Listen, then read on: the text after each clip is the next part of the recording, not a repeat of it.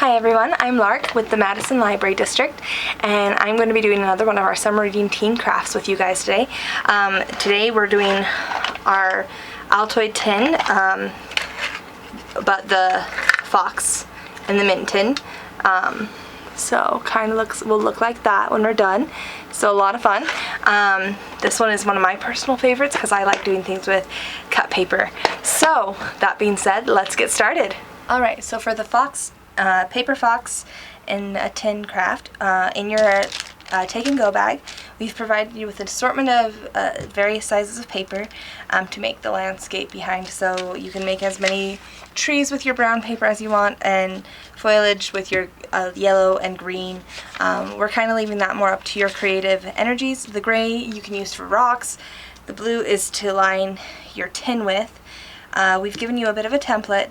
You don't have to follow this one. I do recommend using this to put your fox together with, because that just will create more of a kind of template or pattern for you to work with as you're gluing things down, to kind of make sure everything's lining up more or less correctly. So kind of just an idea. That's what this paper piece is for. We also pre-cut out little fox pieces for you, and if you wanted to do something like this in the future, something that you can just do is you can just take a picture and then you can just trace the various basic shapes, and you can use something like tracing paper. This is the take and go bag. But you could use even something like this and just put it over something and do a tracing to make your own things. We've also given you a few adhesives, but you're going to probably want a glue stick for the back of your trees and so forth. And you might also need scissors for some other aspects, well, especially for cutting the trees and foliage and whatever landscaping you want amongst your fox. And you'll also want a Sharpie or a pen to draw on the nose and face at the end. We've also given you an Altoids tin to make this in. Alrighty, let's get started. Alright, so first off, I don't want all these mints getting in my way of creating this, so I'm actually just going to dump them back in the take and go bag that they were originally in, because I just need this space to work with all the paper for.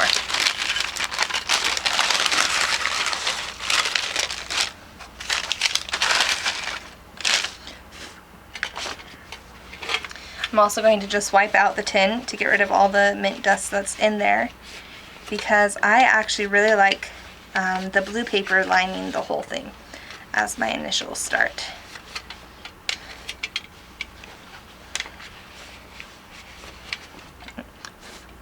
So no mint dust in there anymore. And so then I'm going to just take my blue paper. I'm actually going to trace around this a little bit, because I'm going to have to cut it anyways. And I'm going to give it a little extra room to glue up onto the sides. So, okay. And now I'm just going to kind of put this in here, and I can kind of crease it to follow the lines.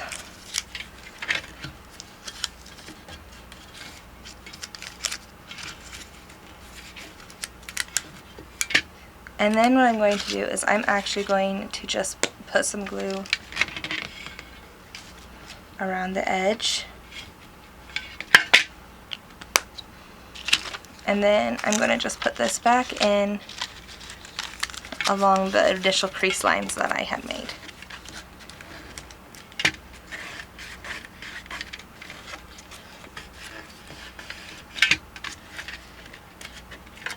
Okay, so now I have the lid of it done, and I have some extra blue kind of coming off the edges, so I'm just going to trim those or tear them off.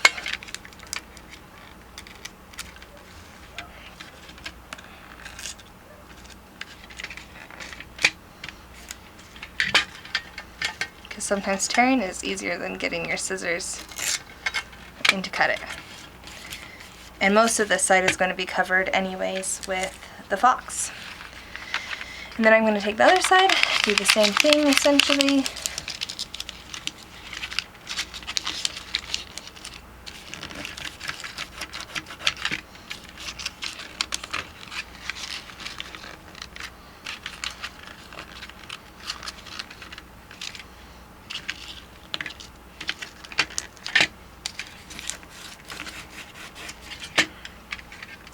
And again, it doesn't have to fit completely perfectly, it's more just the idea of things.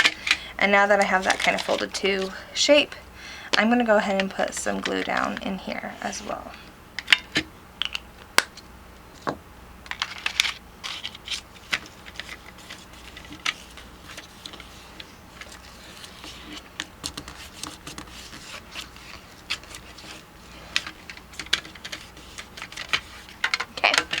So that part of the tin is done. And then because I don't want to lose these little pieces of the fox, I'm going to actually do the fox next. And to have kind of the three-dimensionality of the fox, that's where we're going to use more of our adhesives. So I'm going to bring this in front of me and kind of line things up. So this is the body and it goes to there, and so I'm going to take one of these adhesive squares and I'm going to put one here on the tail. And the fox uses pretty much all of these little pieces. So then I'm going to attach the tail, again following my template. And then I'm also going to take the white fluff of the tail, and I'm going to put another adhesive on this part and slide it in under there.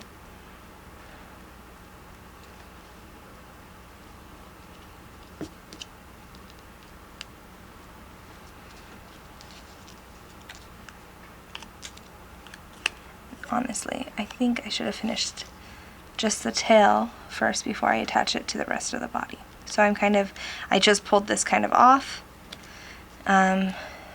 gently so that it would keep more of its stickiness, which it didn't.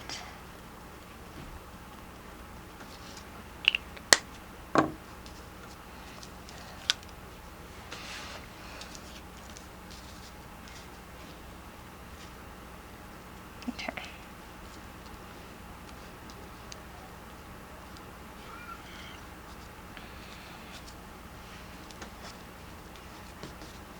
Okay, and then I'm going to put the neck piece, which goes up actually quite a bit higher.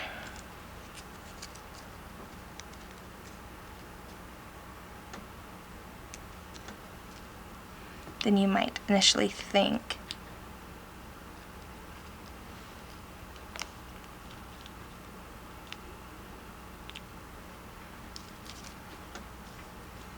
And again, I just line that up with my template, and then I'm going to take the fur ruff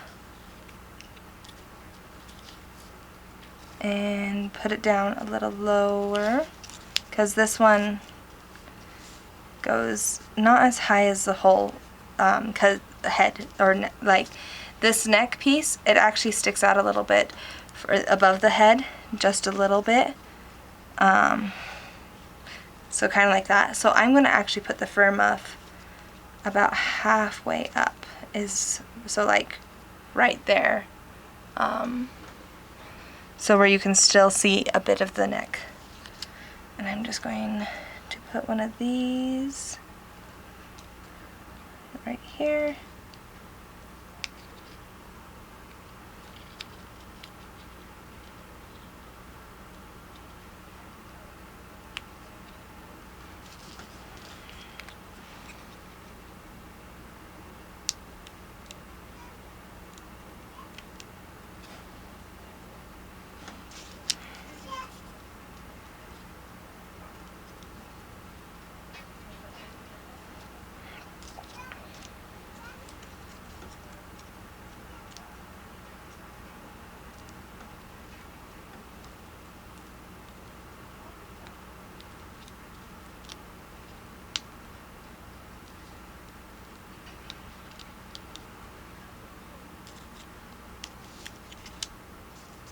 make sure my fox head is facing the right direction.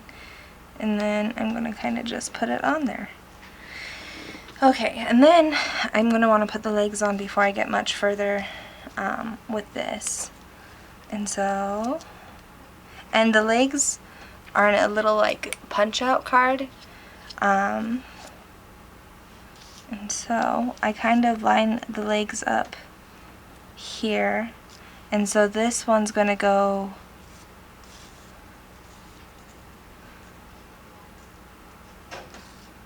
behind. So I want the adhesive to go on the front of this piece and on the back of the other piece.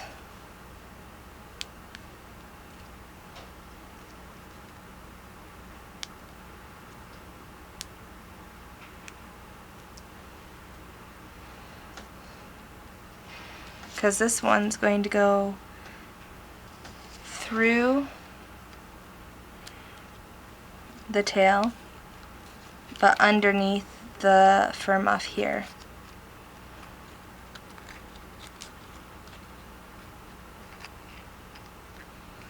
So it's like that. While this one will go more under the muff, more along the lines of right there.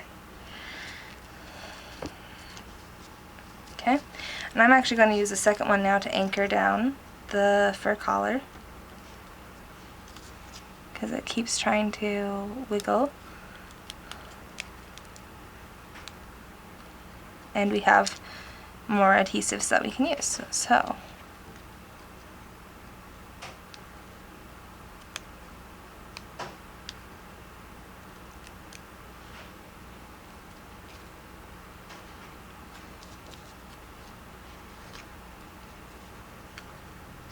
did I pull off? I didn't pull off the paper on this one, that's why it's trying to fall off.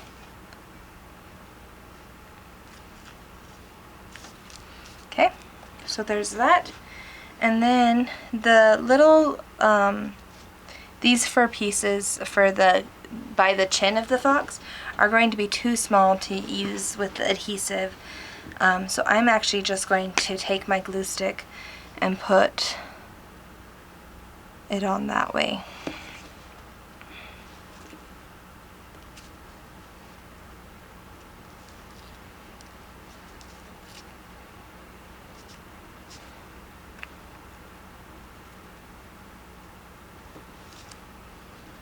And the little fur muff for the, or the little fur parts for the chin are also on a kind of piece of paper, more of a piece of paper, just that you'll have to punch out.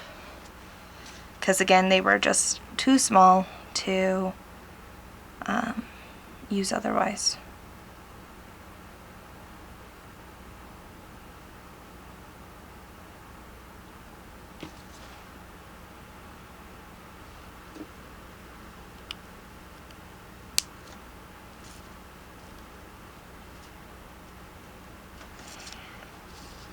Okay, so now that my fox is more or less done, I'm actually just going to draw on a little bit of a nose right there, and then I'm going to do some eyes like so. And you might want to actually grab a smaller pen as well as just regular Sharpie. The regular Sharpie works great for the nose, but this one's a little bit big to do the eyes, but it still works. So now that I have my fox, I'm going to just move my excess garbage aside.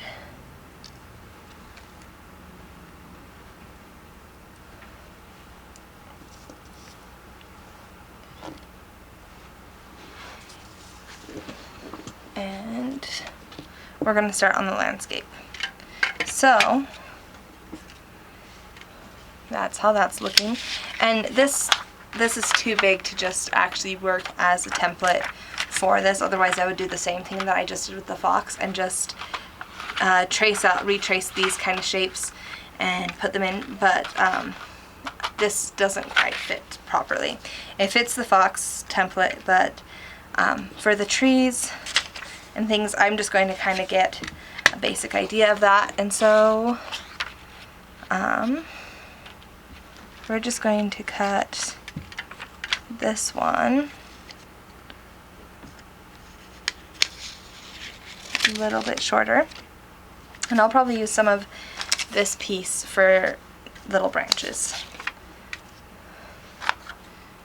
Okay, I'm gonna come up and I'm gonna pre-make some branches. Like I said, this is where your creative energy can really go wherever however you want it to, because there's no right or wrong way to cut trees. So whatever kind of floats your boat is what you can go ahead and do. Okay, I'm going to use some of this lighter green to make kind of a bush at the bottom.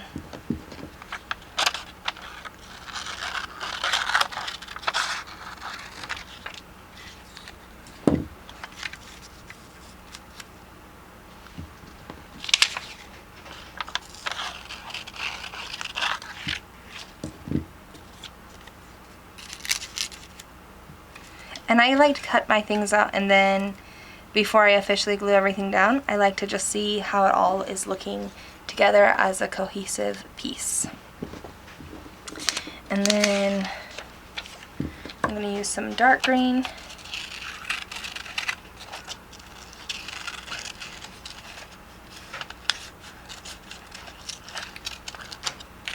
And cut out some leaves. Okay, and so I like the look of that essentially, and I see that it does still stick out of the tin a little bit, but I'm going to start gluing things down to just put things in place. And since we have leftover adhesives, I'm going to actually make some of my leaves pop out a little bit more, kind of like how they're doing here. As you can see, there's a little bit more dimensionality. And I could use more of the yellow or some gray, but I don't really feel like it. So I'm just going to try to lift these up and keep them kind of in their shape, more or less, to glue down with.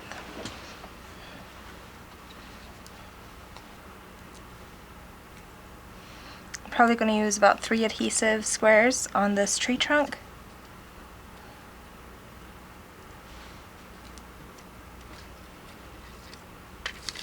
We're going to put one of these adhesive dots on the back of this leaf. And then I'm going to put this underneath this branch because I really like the look of the branch. And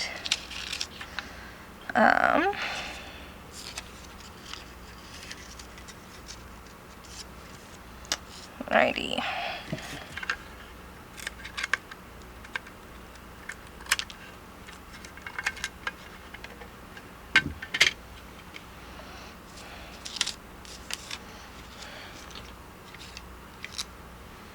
So it can be something super simple like that instead of more complicated like that. But I want my fox to actually kind of raise a little higher than the initial format. And so I'm actually going to take some of this gray paper I have and use it as a razor, or a platform, you could say. And I'm going to do that by doing a couple folds back and forth. And then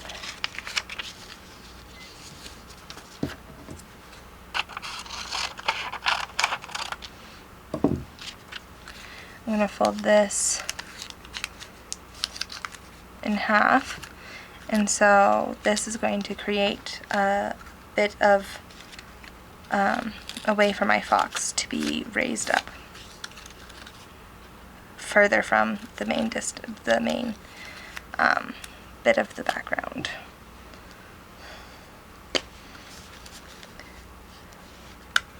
I'm actually going to glue these ends together so that they don't keep kind of trying to fold out. And then I'm going to just put a little bit of glue on the back of that and on that as the fox. And so now when I put him in, he's going to stick forward just a little bit.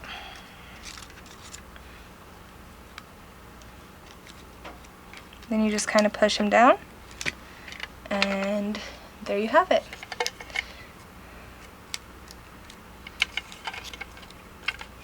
And then you can just take your mints and dump them back in there. And ta-da! You have a fox and a mint tin. Alrighty, you guys, now you have your own little fox mint tin to use. So I hope you guys had fun making this one. I think it's a lot of fun to pull it out of your pocket and offer someone a mint and then surprise them with the awesome fox art piece within it. So I hope you guys had fun, and we look forward to seeing you next time.